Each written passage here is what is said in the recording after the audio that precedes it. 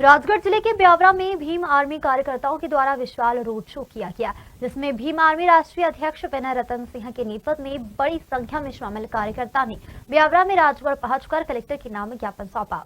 इस ज्ञापन के माध्यम से उन्होंने SC/ST वर्ग के लोगों पर हो रहे अत्याचार, सरकार द्वारा उन्हें दी गई शासकीय भूमि से कब्जा हटाने और उनका हक अधिकार दिलाने की मांग की है।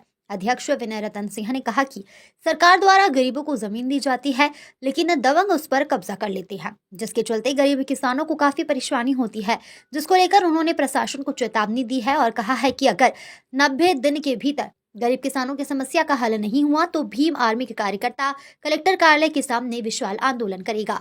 जमीन जो है सरकार को देती है और फिर सरकार के आका प्रशासन के साथ मिलकर उन जमीनों पर दबंगों को कब्जा करवा देते हैं। गरीब आदमी रोता बिलखता घूमता रहता है। तो ये प्रशासन को चेताने में मैं आया हूँ कि अगर आप जो है न्याय नहीं देंगे तो फिर हम यहाँ कैंपेन चलाएंगे। 3 महीने का प्रशासन को समय दिया गया है।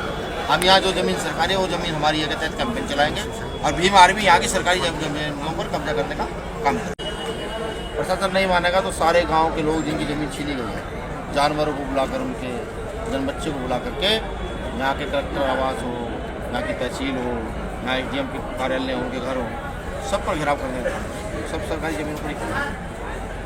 राजगढ़ से भगवान सिंह अहिरवार की रिपोर्ट।